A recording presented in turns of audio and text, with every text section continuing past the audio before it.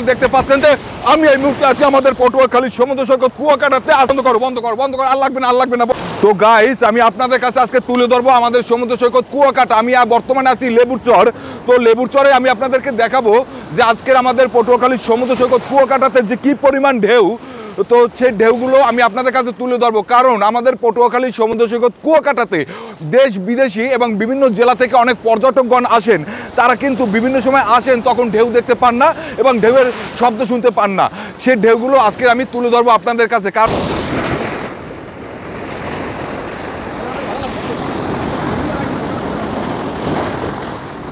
তো আজকের যে মওখা যে ঘূর্ণিঝড়, সেই ঘূর্ণিঝড়ের তাণ্ডব চালানোর কথা ছিল আমাদের এই সমুদ্র বন্দর কুয়াকাটা, এবং এই কুয়াকাটার আর কি এই সমুদ্র থেকেই এর গর্জন উঠার কথা ছিল। কিন্তু মহান সৃষ্টিকর্তার আশীর্বাদে, কারণ আমাদের দক্ষিণাঞ্চল 12 আউলিয়াদের দেশ, সবসময় মহান সৃষ্টিকর্তার একটি সুনজর থাকে আমাদের দক্ষিণবঙ্গের উপর।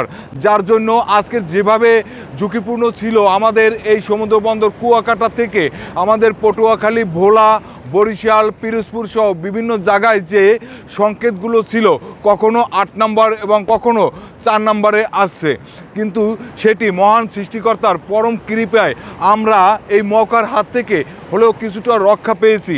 কিন্তু রক্ষা পেলেও আজকের আমি আপনাদের কাছে তুলে ধরবো আমাদের সমুদ্র সৈকত কুয়াকাটা।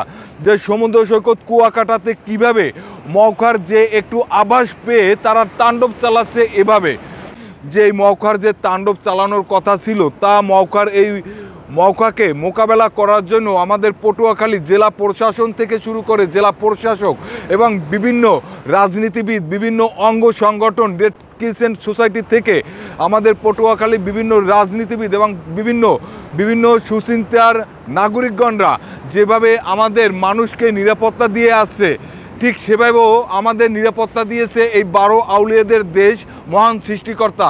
যার জন্য আমরা এই মওখার যে একটি আর কি তাণ্ডব, সে তাণ্ডবটি আমাদের এখানে না চালিয়ে মওখার তাণ্ডব যাচ্ছে মিয়ানমারে, এবং সেখানে প্রচুর ক্ষয়ক্ষতি হচ্ছে। তো বাংলাদেশেও কিন্তু আমরা যে সেন্ট মার্টিনেও অনেক ক্ষয়ক্ষতি হয়েছে, এবং বাংলাদেশের বিভিন্ন জায়গায় কিছু পরিমাণ ক্ষয়ক্ষতি হয়েছে। কিন্তু তার জন্য আমাদের এবং সর্বশেষ আমাদের পটুয়াখালীতে সে তাণ্ডব কিন্তু খুবই কম। সারাদিন ছিল গুড়ি বৃষ্টি এবং বৈরী আবহাওয়া। তো সে উপলক্ষে আমাদের আবহাওয়াবিদরা যা বলেছিলেন যে আমাদের পটুয়াখালীতে বেশ ক্ষতি না হলেও কিছুটা আর কি ঝুঁকিপূর্ণের মধ্যে থেকে যায়, কিন্তু তা থেকেও আমাদের রক্ষা দিয়েছেন মহান সৃষ্টিকর্তা। কারণ আমাদের এই দক্ষিণাঞ্চল হলো 12 আউলিয়াদের দেশ। সবসময় আমরা একটু তাদের সুনজরে থাকি।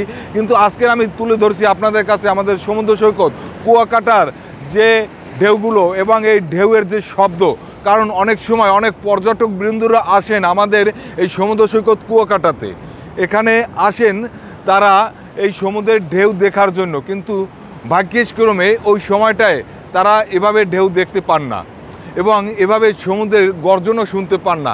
সেই সমুদ্রের গর্জন এবং ঢেউয়ের শব্দ নিয়ে এবং ঢেউ দেখানোর জন্য আজকের আমার এই ভিডিওটি আপনাদের জন্য করা। তো আপনাদের কাছে যদি ভিডিওটি ভালো লাগে, ভিডিওটি আপনারা লাইক, কমেন্টস এবং শেয়ার করবেন। তার ফাঁকে ফাঁকে আপনারা ঢেউগুলো দেখবেন। চলুন।